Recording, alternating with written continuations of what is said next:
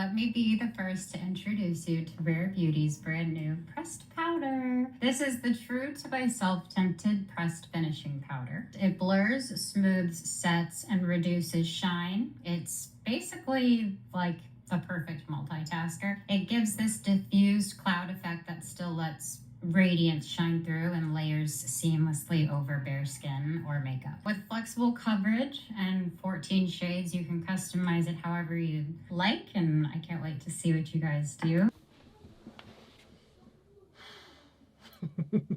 We are about to do our second attempt of the finishing powders that I tried a few weeks ago. It actually has been a few weeks. So many issues, at least on my end. I found that as smoothing as the finishing powder was, as my day went on, I felt like my face was entirely too bright for my liking. I know that sometimes whenever I do my makeup, it ends up being brighter because of something or another. This time, however, I felt like it shouldn't have been that bright because of the tone it was before I set it. The only thing that I know that was something that I tried that I put on top was the finishing powder. The comments on my original video were not mean by any means necessary, and the one thing I love about our community is that you give me constructive criticism, especially when I ask for it. If I ask you, what do you think about a specific product, how a specific product looks on me, I trust you to tell me what you're seeing, especially if it's a different opinion from what I'm seeing. And a lot of the comments were telling me that you saw what I saw as my face being too bright, but you're thinking it's because of the other powders that I used before that powder. A few people were saying that the way I used the powder, which is a finishing powder, is not how I was supposed to use it, and because it's a finishing powder, I'm supposed to actually just put it on top of my makeup after I finish everything. I appreciate you, both the people that agreed that it was a bit too warm and the people that didn't agree that it was a bit too warm. I read every single comment. I went back and researched finishing powders, how you're supposed to use it, what you're not supposed to do with it, all that good stuff. So whenever I try a product that I think will work well on dark skin, I like to put it through the grinder, because I would hate for me to recommend a product to you that you're gonna buy, use your very hard-earned money, and end up not being able to use that product to its fullest potential, and then now it's just sitting collecting clutter in your collection. I don't like that. I don't like that for myself, and I really don't want that for you. Let's go ahead and jump right back into this product and see if we're gonna get a different result today if I use it a different way, because I really loved what it looked like when I used it on bare skin. So I'm talking about the brand new Rare Beauty True to Myself Finish Powder. According to the info packet that they gave, this is actually the packet that came from the brand. It says how to wear it on bare skin for easy no makeup look, which I have used. I'm gonna post that video later. It says with your favorite color formulas to set, right? With your favorite color formulas to set, which means that I should be able to use this powder to set my foundation and my concealer.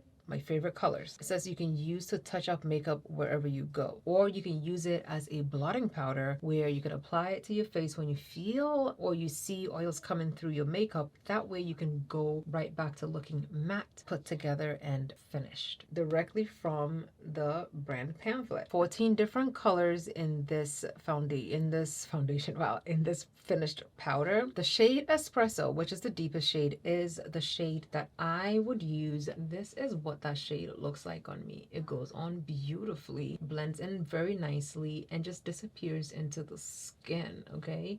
I did use it as a foundation by itself. It has a little bit more color than I was expecting. Let's use this spot, for example, to see how much color is in this product. As you can see, it blurred out, like that dark spot is completely gone. It has enough pigment where you can use it as a light to medium buildable coverage product, because it has actually covered this spot. when it comes to the use of it, a lot of people are saying the finishing powders is supposed to only go at the end of your makeup once you set your face with your setting spray, your setting powder, your blush, everything. I'm not saying this one is a gimmick, but I'm saying that according to the research, the general consensus is the finishing powder is a marketing product that essentially is there to get you to buy something extra. A lot of the research is saying that you can use setting powders for what finishing powders claim they can do, which I understand because you can use a setting powder to set your foundation, you can use a setting powder to set your concealer, you can use a setting powder to blot your face when you get oily, and you can also use a setting powder to achieve a flawless looking filter look. You don't necessarily need a finishing powder. It seems like finishing powders don't have a specific place where they go. Very much like everything in makeup, you should be able to use it one way or another. Some people are saying that finishing powders are not for everyday use because if you use it daily, your makeup ends up looking a little bit too cakey, which gives it more creases, more cracks, all that bad stuff that you don't want in your makeup. A few of the people I've seen use finishing powders at the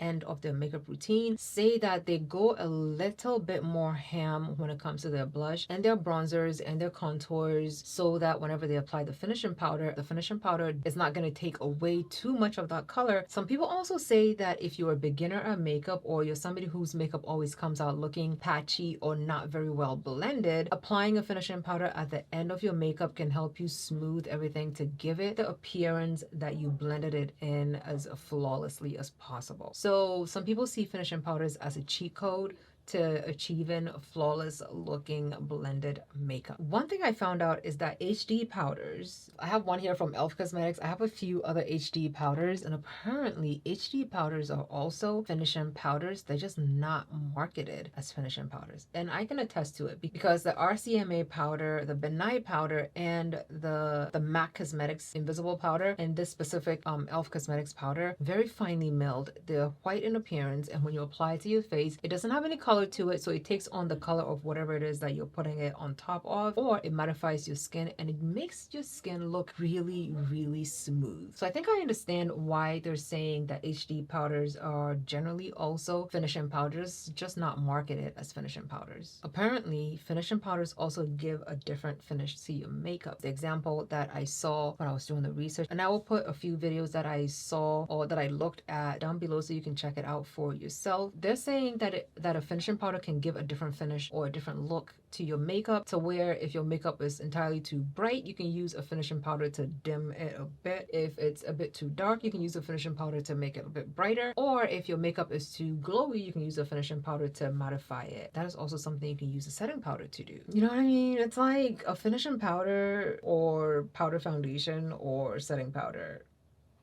Which one would you use at this point? Now that we have all the information, or now that I have all that information, I am going to jump into the setting powders. We got 3 different setting powders. I'm sorry, I'm saying setting powder. We got 3 different finishing powders from Rare Beauty. We got Espresso, which is a shade that I can use. We got Sepia, which is my concealer shade. And then we got Chestnut, which is a very, very bright shade. So we're going to go through a quick, gorgeous makeup routine before we jump into the finishing powders. I'm going to apply my Glow Recipe PHA BHA toner on my skin. Before that dries down, I'm gonna go in with the moisturizer. Next, we're going in with our SPF. It's been about 5 minutes since I applied that SPF, so I'm just gonna go in with my primer base. I'm using an HD powder. This is the e.l.f. HD translucent powder. Before I go in with my foundation, I'm taking some of our finishing powder. I'm gonna use it to color correct all these dark spots. Rare Beauty has these liquid luminizers. These are just liquid highlighters. I'm taking the shade Reflect. I'm gonna put a little bit on our under eye. My favorite products from Rare Beauty is their foundation. This is the shade 570N. This is my absolute favorite product from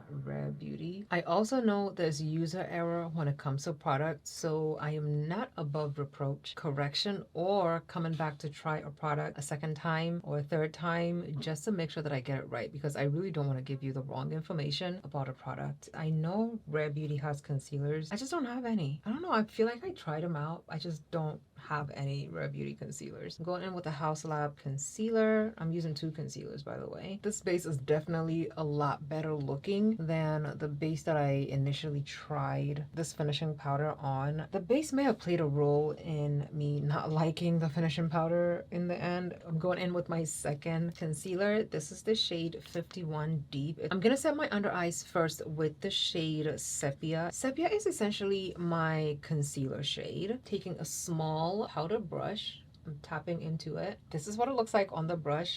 Stop off the excess and just tap in. I know there is a powder puff that comes with this product, but I don't like powder puffs. It comes out too streaky for me. I can't do it. It absolutely matches my concealer to the T. It's like a concealer. I said it was a concealer shade for me, and it is a perfect concealer shade for me. And I'm gonna set half of my forehead as well. I still want a little bit more brightness on my under eye, so I'm going in with Sepia, and I will only put it on the inner corner of my face. This is what the under eyes and the forehead looks like. Under my first video, a few people felt this brush was not big enough of a brush to use to set as a powder brush. So I grabbed this Colored Rain brush. This is the large powder brush. I'm going into this product and I'm gonna make sure to get it on all of it. Ooh, it moves so beautifully under here.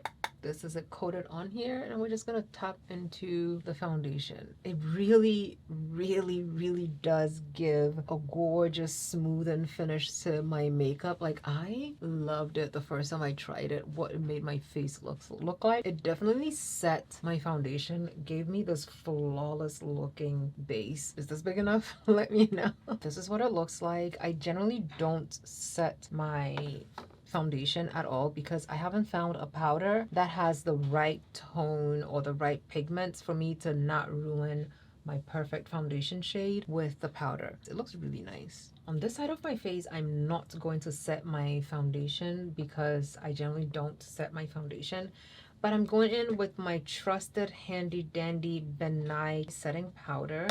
We're also setting half of our forehead. This is the half of my face I set with the Ben Nye setting powder. You can see why I ride and die for Ben Nye setting powders. Okay, this is the Rare Beauty finishing powder side. Let me know what you think. Rare Beauty, regular setting powder. I don't have any other powders on the foundation side of my face, so this is what my base looks like with the finishing powder on both my under eyes and my foundation. And this side, I only have setting powder and nothing on my foundation like I normally do. Let's do some contour. Our one size made for shade trio. Let's add some blush. I'm going in with this. I've been loving this orangey pinkish looking Juvia's Place Volume 3 blush duo. I like applying blush to my nose and also to my lips because why not? We're going in with the Juvia's Place Ready Set Seal, another setting spray. Okay, this is the side where we used the finishing powder